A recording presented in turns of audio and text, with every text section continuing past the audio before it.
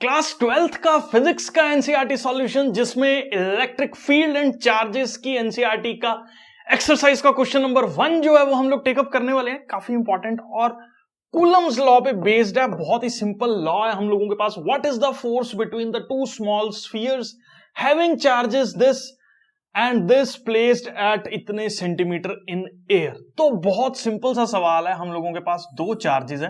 पहले क्वेश्चन को विजुअलाइज कर लें।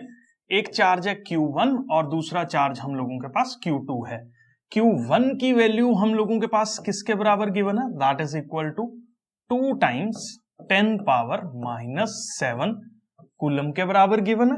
और Q2 जो कि दूसरा चार्ज है उसकी वैल्यू किसके बराबर गिवन है? 3 टाइम्स 10 पावर -7 कूलम जो है वो गिवन है। और कितनी दूरी पे है ये एयर के अंदर? ये डिस्टेंस R हम लोग ले रहे हैं और R की वैल्यू हम लोगों के पास है 30/100 मीटर के बराबर जो है वो R की वैल्यू हम लोगों के पास यहां पे होगी। अब कूलम्स लॉ हम लोगों के पास क्या बोलता है कि जो भी फोर्स होता है किसी भी दो पॉइंट चार्जेस के बीच में उसकी वैल्यू होती है 1/4 pi epsilon naught Q1 which is the product of the charges Q1 Q2 by R square जो है वो हम लोगों के पास रहता है। Q1 पता है, Q2 पता है, R पता है।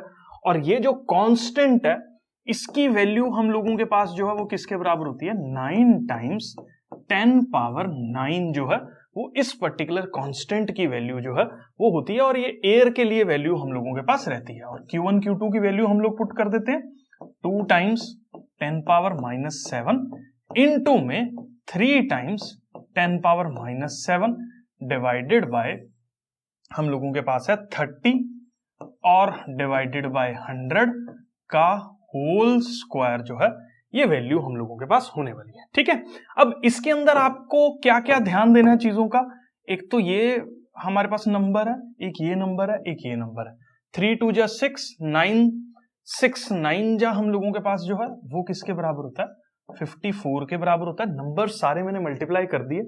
10 पावर 9 इंटू 10 पावर -14 हो गया ये, multiplied by 10 power 9 into 10 power -14 जो है वो हो गया। डिवाइडेड बाय अगर हम लोग देखें तो 30 इंटू 30 इज हमारे पास हो गया 900 टाइम्स 10 पावर -2 का स्क्वायर और ये हो गया 10 पावर -4।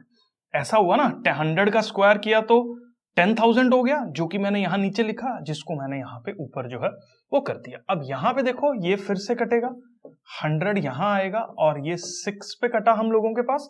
और ये दो नंबर्स जो हैं वो यहां पे कट के इधर 7 लेके आएंगे, ये ऊपर जाएगा और हम लोगों के पास क्या हो जाएगा? 10 पावर 4 हो जाएगा। और हमारे पास अगर देखा जाए ऑलमोस्ट क्वेश्चन सॉल्व है।